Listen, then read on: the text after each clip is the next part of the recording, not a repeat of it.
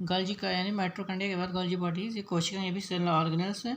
दूसरा इसमें गोल्जी का यानी गोल्जी बॉडी जो होती है इसकी खोज कैमिलो गोल्जी, यानी सबसे पहले इनकी खोज जो है कैमिलो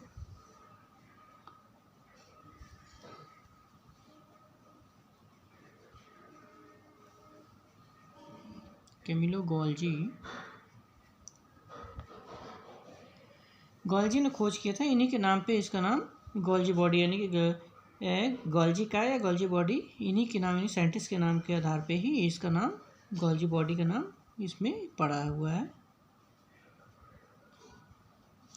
तो कैमिलो गोल्जी ने इसकी खोज की थी। इन्होंने सन 1898 यानी 1800 लगभग 98 सर्वप्रथम इन्होंने इसकी खोज की थी गोल्जी बॉडी की। ये जो गोल्जी बॉडी है इसको डिक्टियोसोम भी कहा जाता है।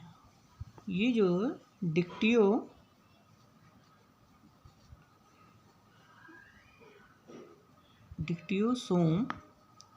आजकल मेडिसिन भी आती है डिक्टोसोम की, जिसमें यूज होती है, बोली जाती है फिल्टर करने के लिए शरीर की पिंड जो होती है सेल्स को। तो ये इसको डिक्टियोसोम भी कहा जाता है। ये जीवाणु जो होती है यानी कि जीवाणु तथा नीली हरी शैवाल जो जीवाणु होंगी, बैक्टीरिया और ब्लू ग्रीन एल्गी यानी हरी नीली शैवाल, बैक्टीरिया है ब्लू ग्रीन एल्गी यानी हरी नीली शैवाल, इनको छोड़ के इन दोनों मतलब होती है इसके अंदर एक गोल्जी बॉडी जो होती है एब्सेंट होती है, यानी इनके अंदर नहीं पाई जाती है। बाकी सारे जितने भी जीव जंतु होते हैं सभी में कोशिकाओं में ये पाई जाती है, यानी कि बैक्टीरिया और नीली हरी शैवाल को छोड़ के सभी में गोल्जी बॉडी पाई जाती है। इनकी ये गोल्जी बॉडी जो होती है ये 4 से 10 खोखली बेलनाकार चपटी, जिस तरह से ये दिखाई दे रहा है खोखली यानी कि 4 चपटी बेलनाकार, जैसे बेलन होता है बेलनाकार इसी टाइप में चिपटी ये खोखली होती हैं बेलनाकार और किनारों पे लगभग मुड़ी हुई या चपटी जैसी होती है। सिस्टर्नी होती है ये जिस तरह से दिखाया गया ये सिस्टर्नी पाई जाती है।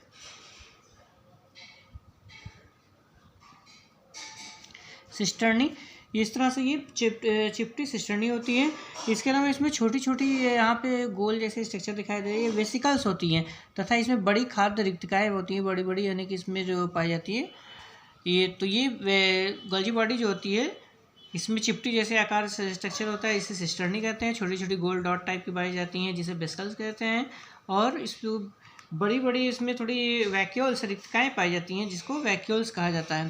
तो ये इसमें दिखाया गया है, इसमें यहाँ पे ये वैक्यूल्स होती हैं और ये छोटी छोटी वेसिकल्स होती हैं।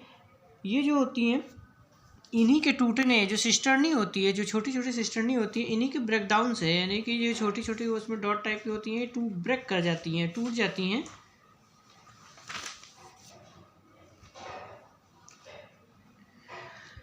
इन्हीं के टूटने से यानी मुकुलन के आधार कह सकते हैं, बडिंग जिस तरह से होती है इसी में डॉट करके इसमें टूट जाती है छोटी छोटी करके, ये वेसिकल्स बन जाती हैं। इसी वेसिकल्स को, और ये वेसिकल जो होती हैं आपस में मिक्सअप हो जाती हैं एक दूसरे से जुड़ के, ये वैक्यूल्स जो होती हैं बड़ी बड़ी रिक्तिकाओं का काम करती हैं, नहीं इसमें रिक्तिकाएँ बन जाती हैं।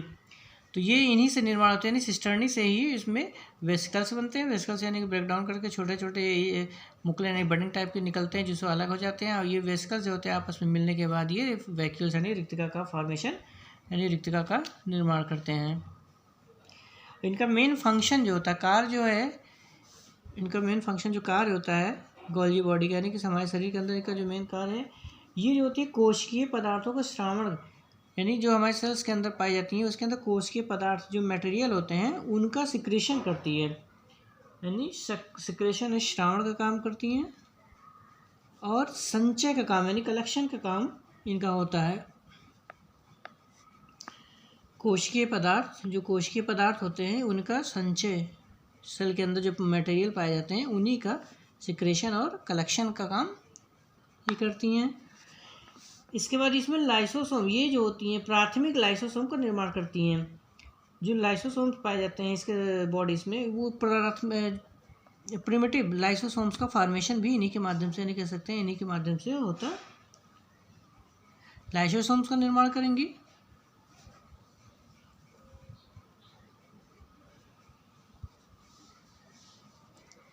लाइसोसोम्स का निर्माण करती हैं।